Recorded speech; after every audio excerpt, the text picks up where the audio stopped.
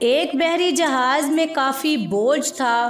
سفر کے دوران طوفان کی وجہ سے ہچکولے کھانے لگا۔ جہاز ڈوبنے کے قریب تھا تو لہٰذا اس کے کپتان نے تجویز پیش کی کہ جہاز پر بوجھ ہلکا کرنے اور زندہ رہنے کے لیے کچھ سامان کو سمندر میں پھینک دیا جائے۔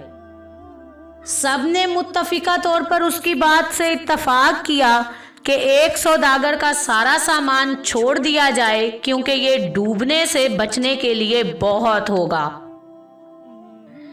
جس تاجر کا سامان پھینکا جانا تھا اس نے اعتراض کیا کہ کیوں اس کا ہی سارا سامان پھینکا جائے اور تجویز پیش کی کہ سارے تاجروں کے سامان میں سے تھوڑا تھوڑا سامان پھینکا جائے تاکہ نقصان تمام لوگوں میں تقسیم ہو، نہ کہ صرف ایک ہی شخص متاثر ہو۔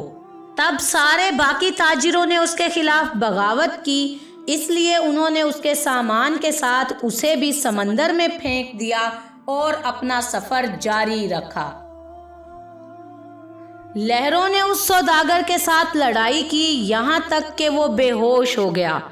جب وہ بیدار ہوا تو اسے معلوم ہوا کہ لہروں نے اسے کسی نامعلوم اور ویران جزیرے کے کنارے پر لا کر پھینک دیا ہے۔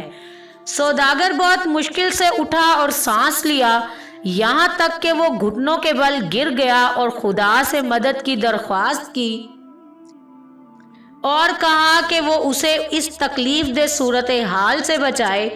کئی دن گزرے، اس دوران تاجر نے درختوں کے پھل اور خرگوش کا شکار کر کے گزارا کیا۔ قریبی ندی سے وہ پانی پیتا اور رات کی سردی اور دن کی گرمی سے اپنے آپ کو بچانے کے لیے درخت کی لکڑی سے بنی ایک چھوٹی سی جھونپڑی میں سوتا۔ ایک دن جب تاجر اپنا کھانا بنا رہا تھا تو تیز آندھی چلی۔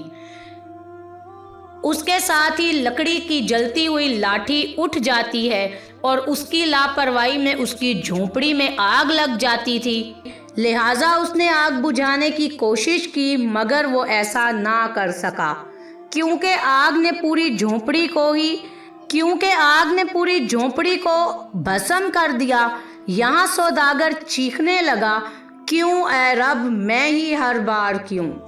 مجھے غلط طریقے سے سمندر میں پھینک دیا گیا، میرا سارا سامان ضائع کر دیا گیا، اب یہ جھونپڑی بھی جو میرا گھر تھی جل گئی ہے اور میرے پاس اس دنیا میں بھی کچھ نہیں بچا ہے، میں ایک اجنبی جگہ پر ہوں، یا اللہ یہ ساری آفتیں مجھ پر ہی کیوں آتی ہیں؟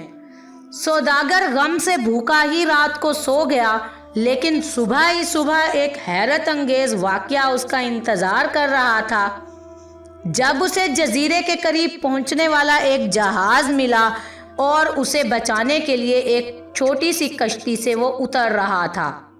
جب سوداگر جہاز پر سوار ہوا تو خوشی کی شدت سے یقین نہیں کر پا رہا تھا۔ اس نے ان لوگوں سے پوچھا کہ انہوں نے اسے کیسے ڈھونڈا اور اس کا ٹھکانہ کیسے جانا۔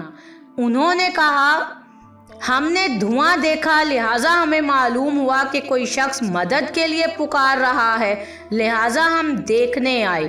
اور جب اس نے ان کو اپنی کہانی سنائی کہ کس طرح اسے ناجائز طریقے سے سوداگروں نے جہاز میں پھینک دیا تھا، اور جب انہوں نے اسے بتایا کہ سوداگروں کا جہاز منزل تک پہنچا ہی نہیں، ڈاکوؤں نے اس پر چھاپا مارا، سب کو لوٹ لیا اور جتنے بھی لوگ اس میں تھے ان تمام کو مار ڈالا۔ سوداگر نے جب یہ ساری کہانی سنی تو روتے روتے سجدے میں گرا اور کہنے لگا، یا اللہ تیرے سب کام اچھے ہیں، پاک ہے وہ رب جس نے قتل سے بچا لیا اور اس کے لیے بھلائی کا انتخاب کیا۔ اس سوداگر نے تو اپنے حالات سے خوفزدہ ہو کر نہ جانے کیا کچھ کہہ ڈالا۔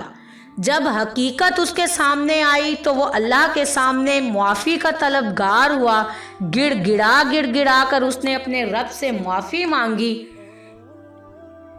صرف سوچنے کی بات یہ ہے کہ اگر آپ کے حالات بگڑ جاتے ہیں تو خوف زدہ نہ ہوں، بس اتنا بھروسہ رکھیں کہ خدا کی ہر چیز میں کوئی نہ کوئی حکمت پوشیدہ ہے۔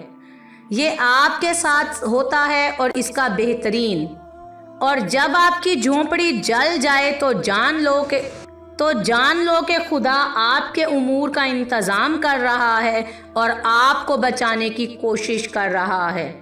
بے شک جو کرتا ہے اللہ ہی کرتا ہے، اور جو اللہ کرتا ہے وہ بہتر ہی کرتا ہے۔